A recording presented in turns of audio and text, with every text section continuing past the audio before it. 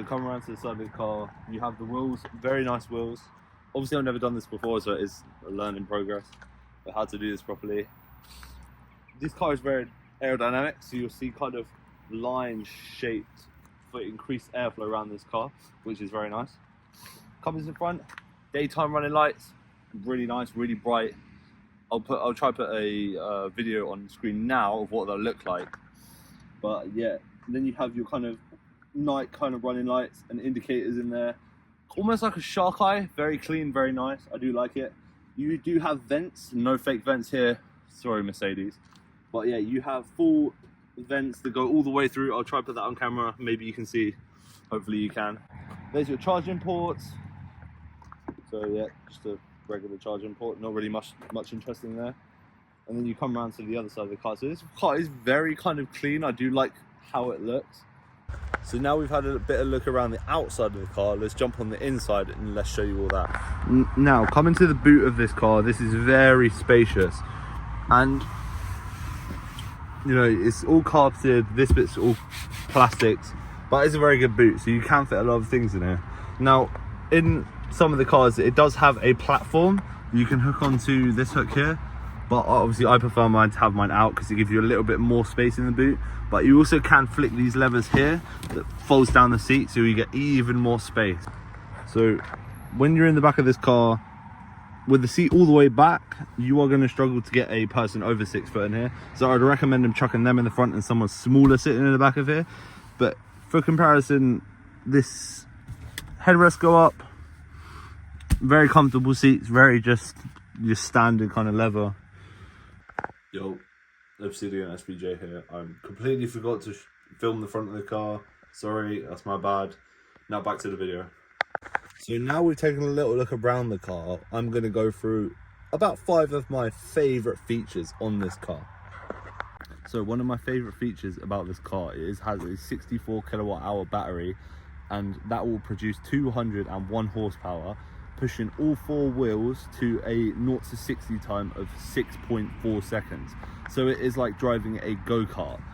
Obviously when you're already traveling, moving, and you floor it, it just goes. There's no hesitation on the gears or the motor kicking in, it just zooms off.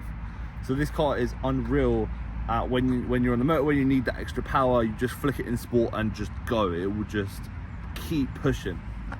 So one of my other favorite features of this car is its not self-driving, semi-self-driving capabilities.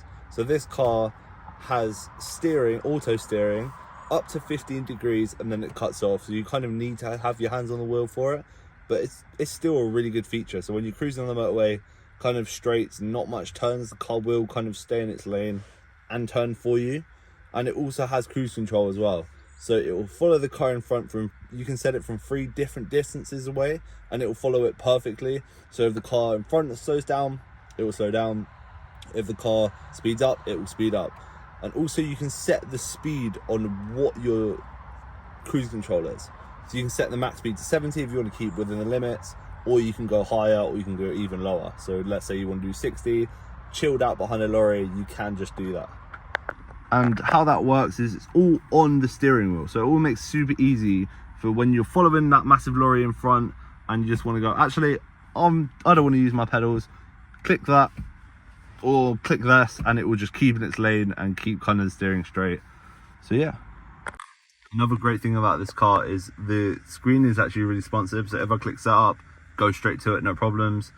You can look at the vehicle stats, like phone connection, like driver assist, lane safety. You can turn that off if you want to. Like that's completely off now. You can just exit out. It's really good, it's really responsive, I really like it.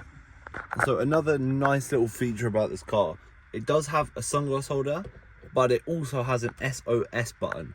So what that means is, if you ever get into an accident or need help somewhere, you can click the SOS and it will automatically call one of the Hyundai departments, and they can try to help you with a problem with either with the car, maybe the system's malfunctioning, or obviously if you got into an accident, they'll call the emergency services for you. Another neat little feature is this door bin is actually quite good. It has like a cup holder for drinks like that, so it sit there, it doesn't encroach your needs or anything. You can always just pull it out if you need to, or put it back in. So that's actually a really nice feature. I do love the door handles, really sturdy. But a thing that's really odd in this car as well is the grab handles. Passenger, rear driver's passenger has one, but I don't. It doesn't make any sense. I don't know why they've missed it. That is just a weird thing in this car that they've somehow missed. So let's switch the location up for just a moment and talk about how this car drives. This car drives much like a go-kart. As it's a hot hatch, you might think it's front-wheel drive or rear-wheel drive, but it's actually all-wheel drive. So this car grips really well when you put your foot down. So let's say if there's a tractor, you want to overtake it, pop it in sport, just put your foot down and it grips. It will just go because of the power, because of the torque. Now, how this car drives along the road, the power is nice. The suspension is really soft, so it does understeer just a little bit if you go around corners. But apart from that, you know, it will turn, it will stick to the ground. It's really comfortable to drive because that suspension is so soft. So at low speeds, it will take bumps. Actually, not too bad. But on higher speeds, you will feel all the potholes and everything like that. So back to the parking lot.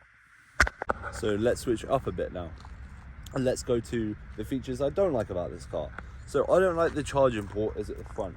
I am a driver, and that means I reverse into all the parking spaces. But wherever I want to go out in public and charge my car, I have to park it forward. It's okay, but it's a little bit annoying. I wish kind of the charging port was back here on one of the sides. It would make a lot more sense just to run it straight down into the battery. But I guess that's kind of how the car is designed in the first place.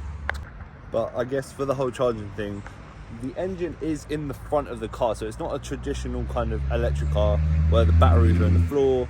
It's all up the front, so for weight distribution, it's okay. It doesn't stick around corners as much as I would like it to, but it kind of has some body roll to it, which is not really anything, you know, it's not anything to worry about. It's just my personal taste in driving. I'd rather have a stiffer suspension system rather than a kind of a more flowy one. So one of the other kind of annoying things with this car is there is a comfort package and a lighting package you can get on this car. So this car lights are just standard bulbs, they're not LEDs. So that means when you're driving at night, the lights aren't as bright. So that's a little bit annoying when you're trying to, because you're constantly having to put the main beams on to like see around corners or see things further in the distance than you would if you just had the regular lights on. Now, one of the annoying things about this car is with the comfort package, it has interior lighting and it also has heated seats. Now these buttons here are for the heated seats. Now I didn't have this package because I thought, oh, I don't need it. It's only be 3 years and then I'll get another car maybe with all the perks and all that. So it saved me a bit of money in the process. But not having these is a bit of an L. Like I wish I could change it. But I know there is an OBD port there, but I'm not sure with my lease agreement I can even touch that or control the car. So some of you might need to let me know in the comments if I can do that or not. Yeah, so that's just kind of another annoying thing about this car, which is kind of my own fault. I didn't pay for it. I should have done. Now kind of looking back at it, because it's my first car, I'm going to make mistakes with ordering it and knowing what to order with the car. So overall, what do I think about the car? I think it's a great first car. It's a great daily driver. It's a great kind of weekend car as well. Just go out with your mates, have fun, just rag it around. But also, it is a lease car. I don't own this car. It does start about £34,000, so it is really expensive. That's why I leased it, because I was like, I don't have 30 grand to spend on a car. Obviously, I'm working towards a Lamborghini SVJ. That is my dream car. That's kind of why I based the channel off.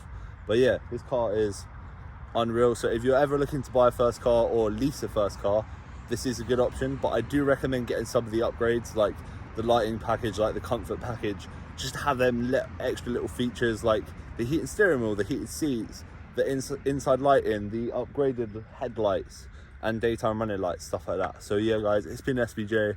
I'm gonna peace out. I've got some things to do, so I'll see you all in a bit. Peace.